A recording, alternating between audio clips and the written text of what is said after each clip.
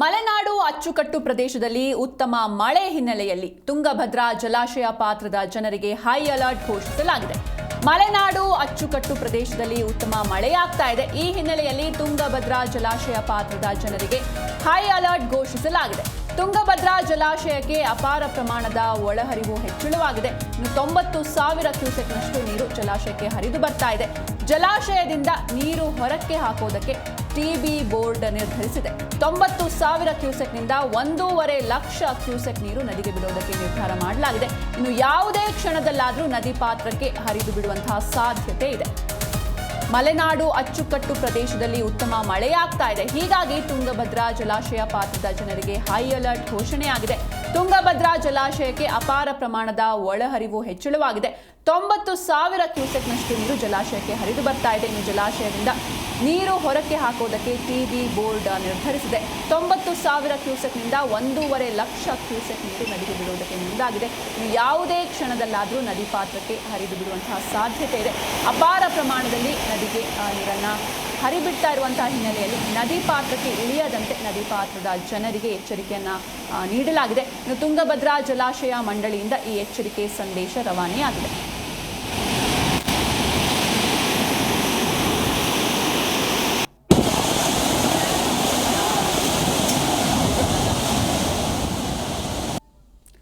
ಈ ಕುರಿತಂತೆ ಹೆಚ್ಚಿನ ಮಾಹಿತಿಯನ್ನ ನೀಡ್ತಾರೆ ನಮ್ಮ ಪ್ರತಿನಿಧಿ ಮಂಜುನಾಥ್ ಹಿರೇಮಠ್. ಇನ್ನು ಮಲೆನಾಡು ಭಾಗದಲ್ಲಿ ಉತ್ತಮ ಮಳೆಯಾಗ್ತಾ ಇದೆ. ಹೀಗಾಗಿ ತುಂಗಭದ್ರಾ ಜಲಾಶಯದಲ್ಲಿ ಅಪಾರ ಪ್ರಮಾಣದ ಒಳಹರಿವು ಹೆಚ್ಚಳವಾಗ್ತಾ ಇರುವಂಥದ್ದು. ಹೀಗಾಗಿ ಯಾವುದೇ ಕ್ಷಣದಲ್ಲಾದರೂ ಈ ನದಿ ಪಾತ್ರಕ್ಕೆ ಈ ನೀರನ್ನ ಹರಿದು ಬಿಡುವಂತಹ ಸಾಧ್ಯತೆ ಇದೆ.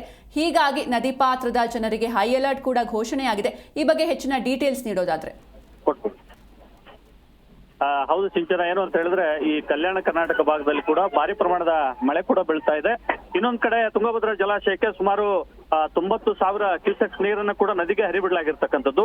ಹೀಗಾಗಿ ವಿಶ್ವವಿಖ್ಯಾತ ಹಂಪಿಯ ಸ್ಮಾರಕಗಳು ಕೂಡ ಮುಳುಗಡೆ ಹಾಕುವಂತ ಹಂತಕ್ಕೆ ಕೂಡ ಬಂದಿರತಕ್ಕಂಥದ್ದು. ಇನ್ನು ಸುಮಾರು 28 ಗೇಟ್ಗಳ ಮೂಲಕ ನದಿಗೆ ನೀರನ್ನ ಕೂಡ ಬಿಡಲಾಗಿದೆ ಅಂತಕ್ಕಂಥ ಮಾಹಿತಿ ಇದೆ. ಹಾಗಾಗಿ ಈಗ ನದಿ ಪಾತ್ರದ ಜನಗಳಿಗೆ ಕೂಡ ಎಚ್ಚರಿಕೆಯನ್ನ ಕೂಡ ಕೊಡಲಾಗಿದೆ. ಹಾಗೇನೆ ಈ ಸುಮಾರು ಹಂಪಿ ಸುತ್ತಮುತ್ತ ಇರತಕ್ಕಂತಹ ಗ್ರಾಮಗಳಿಗೂ ಕೂಡ ಈಗ ಆಲ್ರೆಡಿ ಜಿಲ್ಲಾಡಳಿತ ಕೂಡ ಒಂದು ಮಾಹಿತಿಯನ್ನು ಕೂಡ ಕೊಟ್ಟಿರ್ತಕ್ಕಂಥದ್ದು.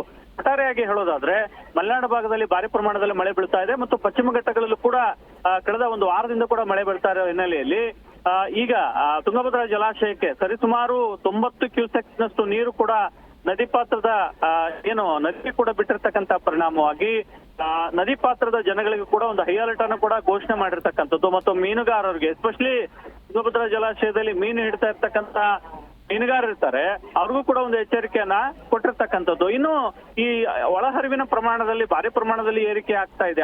ಆ ಕಾರಣಕ್ಕೋಸ್ಕರ ಈಗ ಇವತ್ತು ಮತ್ತು ನಾಳೆ 2 ದಿನದಿಂದ ಕೂಡ ಸುಮಾರು 1 ಲಕ್ಷ ಕ್ಯೂಸೆಕ್ ನೀರನ್ನ ನದಿಗೆ ಬಿಡ್ತಕ್ಕಂತ ಸಂಭವ ಇರೋದ್ರಿಂದ ಈಗ ಮುನ್ನೆಚ್ಚರಿಕೆ ಕ್ರಮವಾಗಿ ಜಿಲ್ಲಾಡಳಿತ ಈ ರೀತಿಯಾದಂತ ಕಟ್ಟುನಿಟ್ಟಿನ ಎಚ್ಚರಿಕೆಯನ್ನ ಕೂಡ ನದಿ ಪಾತ್ರದ ಜನಗಳಿಗೆ ಕೊಟ್ಟಿರ್ತಕ್ಕಂಥದ್ದು. ಸಿಂಚನ.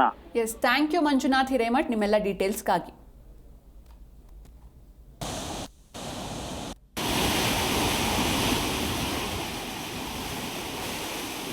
ಮಲೆನಾಡು ಭಾಗದಲ್ಲಿ ವ್ಯಾಪಕ ಮಳೆಯಾಗ್ತಾ ಇದೆ. ಚಿಕ್ಕಮಗಳೂರು ಹಾಗೆ ಶಿವಮೊಗ್ಗ ಭಾಗದಲ್ಲಿ ಹೆಚ್ಚಾಗಿ ಮಳೆಯಾಗ್ತಾ ಇರುವಂತಹ ಹಿನ್ನೆಲೆಯಲ್ಲಿ ತುಂಗಾ ಹಾಗೂ ಭದ್ರಾ ನದಿಗಳು ಉಕ್ಕಿ ಹರಿತಾ ಇದೆ. ಹೀಗಾಗಿ ತುಂಗಭದ್ರಾ ಜಲಾಶಯದಲ್ಲಿ ಅಪಾರ ಪ್ರಮಾಣದ ಒಳಹರಿವು ಹೆಚ್ಚಳವಾಗ್ತಾ ಇದೆ. ಹೀಗಾಗಿ ತುಂಗಭದ್ರಾ ಜಲಾಶಯ ಪಾತ್ರದ ಜನರಿಗೆ ಹೈ ಅಲರ್ಟ್ ಕೂಡ ಘೋಷಿಸಲಾಗಿದೆ. ಇನ್ನು ಯಾವುದೇ ಕ್ಷಣದಲ್ಲಾದರೂ ನದಿ ಪಾತ್ರಕ್ಕೆ ನೀರನ್ನು ಹರಿಬಿಡುವಂತಹ ಸಾಧ್ಯತೆ ಇದೆ. ಅಪಾರ ಪ್ರಮಾಣದಲ್ಲಿ ನದಿಗೆ ನೀರನ್ನು ಹರಿಬಿಡ್ತಿರುವಂತಹ ಹಿನ್ನೆಲೆಯಲ್ಲಿ ನದಿ ಪಾತ್ರಕ್ಕೆ ಇಳಿಯದಂತೆ ಜನರಿಗೆ ಎಚ್ಚರಿಕೆಯನ್ನು ಕೂಡ ನೀಡಲಾಗಿದೆ. ತುಂಗಭದ್ರಾ ಜಲಾಶಯ ಮಂಡಳಿ ಈ ಎಚ್ಚರಿಕೆಯ ಸಂದೇಶವನ್ನು ರವಾನಿಸಿದೆ. ಜೊತೆಗೆ ಹಂಪಿಯ ವಿಶ್ವವಿಖ್ಯಾತ ಹಂಪಿಯಲ್ಲಿರುವಂತಹ ಸಾಕಷ್ಟು ಸ್ಮಾರಕಗಳು ಮುಳುಗಡೆಯ ಭೀತಿಯಲ್ಲಿರುವಂಥದ್ದು. ಇನ್ನೂ ಹೆಚ್ಚಿನ ಪ್ರಮಾಣದ ನೀರನ್ನು ಹೊರಬಿಡೋದಕ್ಕೆ ಟಿಬಿ ಬೋರ್ಡ್ ನಿರ್ಧರಿಸಿದೆ. 90,000 ಕ್ಯೂಸೆಕ್ನಿಂದ 1.5 ಲಕ್ಷ ಕ್ಯೂಸೆಕ್ ನೀರು ನದಿಗೆ ಬಿಡೋದಕ್ಕೆ ನಿರ್ಧಾರ ಮಾಡಲಾಗಿದೆ. ಹೀಗಾಗಿ ನದಿ ಪಾತ್ರದ ಜನರಿಗೆ ಹೈ ಅಲರ್ಟ್ ಘೋಷಿಸಲಾಗಿದೆ.